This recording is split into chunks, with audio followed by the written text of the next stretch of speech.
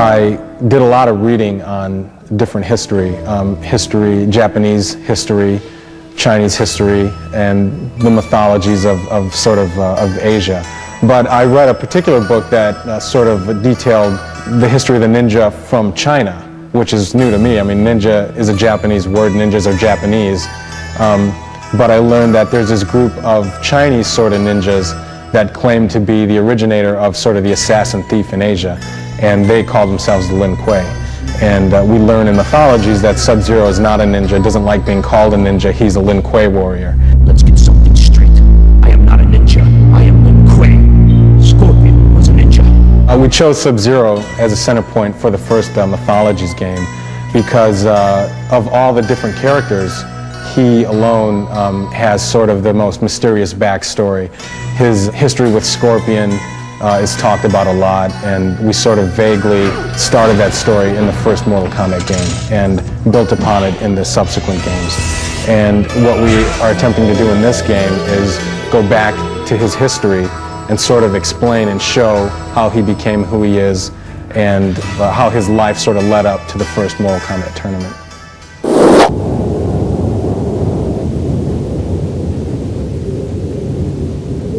One of the special things about Mortal Kombat Mythologies is that it's actually the first Mortal Kombat adventure game to be introduced to the home. Whereas most of the previous ones were basically a translation of an arcade game, so everybody knew exactly what they're getting. This game is a lot more of a, original element involved in it because you're going to be seeing things that you've never seen before.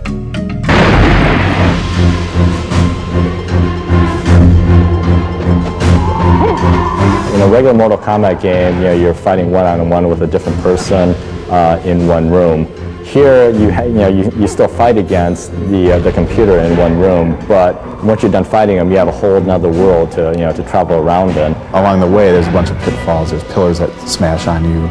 You can fall into spikes, and there's blades that crush you to death. Or you could be fighting in a fire world where you're just trying to get through without being burnt to a crisp. You can go off on a tangent and just explore something maybe that you think might do something, but it may not, but it'd be worth the reward if you can get it to work. Sub-Zero actually gains experience throughout the game, and he gains certain powers, he picks up certain items. It's a cool game.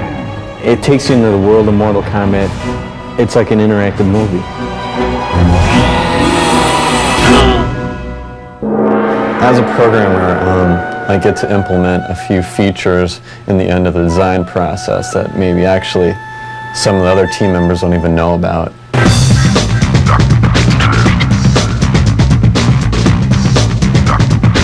The Mortal Kombat Mythologies team in Chicago consisted of seven of us sort of on the main team, and also including Dan Forden, who did our sounds. The programmers basically took the artwork that was done and handled Sub-Zero traversing through the environments and took care of a lot of the elements with the fighting and things of that nature, and obviously dealt with issues of the gameplay. The artists did everything from digitizing live actors to building 3D models and texture mapping them and doing keyframing and motion capturing. And now, on to Hollywood. Alert the keepers and send a full garrison to intercept. Make sure that he does not cross the bridge. The keepers? But he's just immortal. Do not question me, Serena. And more importantly, do not fail. We create the full motion videos by shooting live actors against a green screen. And then after we do that, we edit that footage down and then hand it off to the artists. And the artists take it and they composite 3D graphic images behind the actors so that it just looks like a real world. To give you an idea of how incredible the artists who worked on the FMVs were, we did a scene that consisted of nothing more than a chair and two actors, and everything else around them was created in the computer. And when I look at that scene now, it's still tough for me to remember what it was like when it was just green. There is more movies in the game than you immediately see, and so if you play your cards right, you can see what else is in there. But and it's a very privileged thing to find these missing things.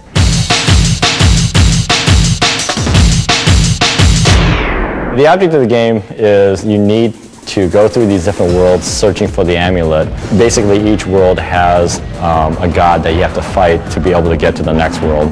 I think in playing the game, it's kind of easy to just sort of jump over enemies and blow right through it. But it's pretty important that you do a lot of fighting, especially early on. First off, to get used to the controls. Second, because through fighting you collect experience points, and experience points, when gained, are what sort of give you your new powers. I'm going to show you the first wave or two of the game. Okay, so in the very beginning, you're basically breaking into a Shaolin temple to retrieve a map. And this is your first mission in the game. One thing you want to do is be very careful when you're running into rooms, because there could be a monk right behind a door. Okay, next up is the outside balcony. Best thing to do is jump on the wall and then just very lightly tap to the right, and you'll jump straight down, hit a canopy, and land safely.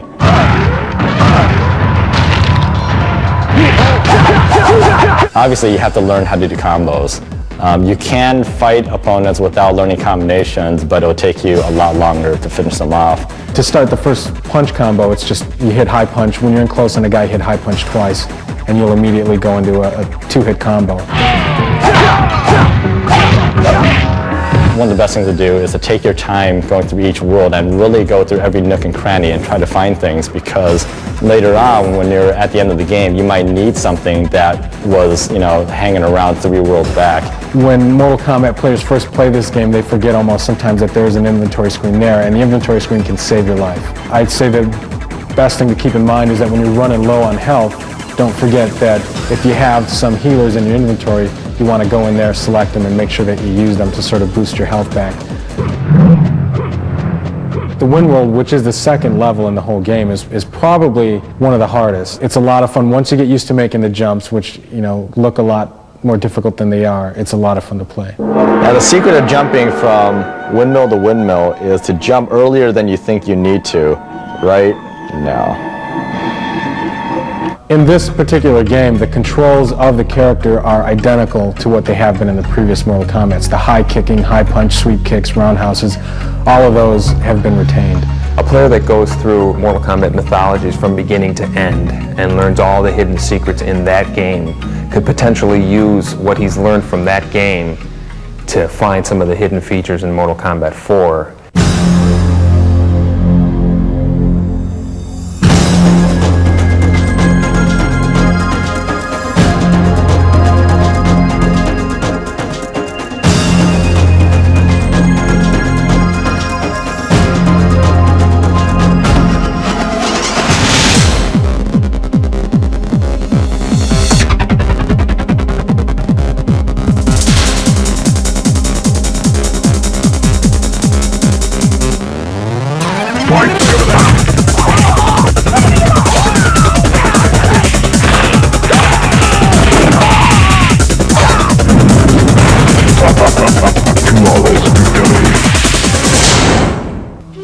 I think a lot more things are going to become clear in the Mortal Kombat universe when people play Mythologies, and I think after they've played Mythologies and then they see Mortal Kombat 4, these characters will have a lot more purpose. There's so many different characters, and there's so many different stories and twists. Liu Kang has a history, Raiden has a history, Sonya has a history, Kano does.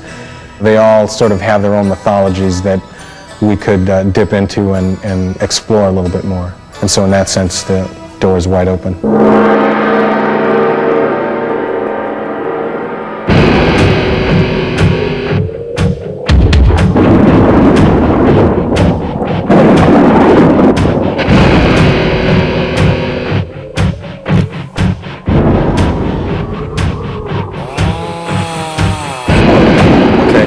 All right, players, here we are on the outside of Midway Games here in Chicago, and I'm going to take you inside and we're going to go on a little tour, and we'll meet a lot of developers and people who make the games that you guys play. We have lunch in here daily, and these are all the different games we play. We got a few people working on off-road, looks like, here in the back. Maybe you can get a peek at them. Boo. Now we're going to wander over into our office area. Here we're actually editing the video you're watching.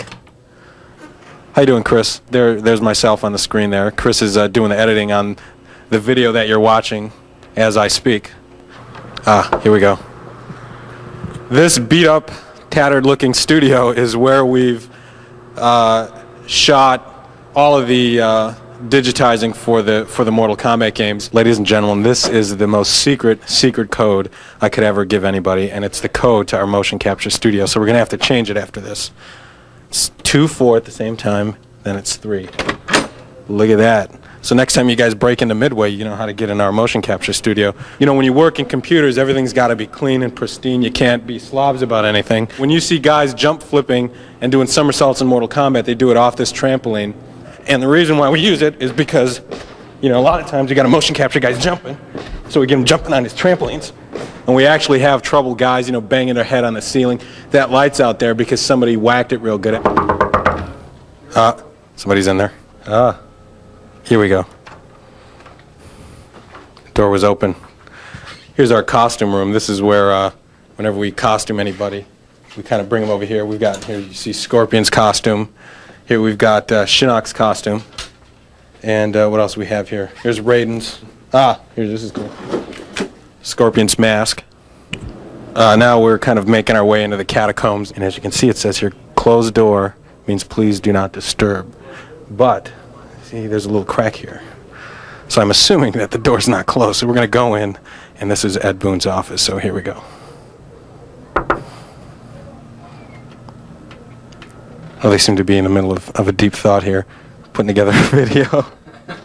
And they're not too amused, so we'll just leave them. And here's our good friend Eddie Ferrier. He's been a playtester here for a few years. Eddie, what's the best game you've ever played? All right, you didn't hear that. What's the best game you ever played? Sub-Zero. There you go. Here we've got the godfather, the doctor of video games, Eugene Jarvis, creator of all. Some call him God. What do you call yourself? Face. That's good. That's a wrap. Let's end it there. Yes, there are fatalities in this game. There are only a couple different circumstances where Sub-Zero can do a fatality. And, you know, we don't like giving away clues or hints anywhere. But just for the people watching this tape, in the map room in the temple, Sub-Zero can perform a fatality against Scorpion if you stand about an arm's length away from him and you push forward, down, and forward, and then push high punch. Sub-Zero will perform a fatality. So that's just between you and me. You being the people watching this tape and me being the guy sitting right here. That was stupid. I am a freak.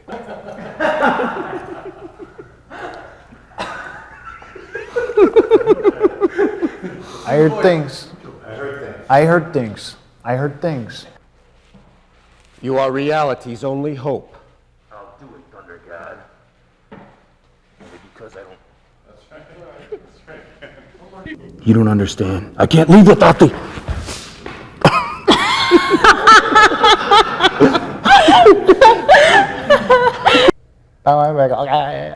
Don't make me laugh. You see, Sub-Zero. You can trust the sorcerer sometimes. Hold on, you guys got me now. Aha! Immortal, with the ability to freeze. I forgot my line. You suck. Immortal, I mean a keeper. Sir, Immortal has escaped from the... Sir, Immortal has escaped from the prison of souls. He is headed towards the gates of immortality. That's okay. One more. Sir. I'm sorry. What? She said sir. We have toyed with the ninja long... Immortal. Do not question... forget it. We have toyed with the ninja long enough.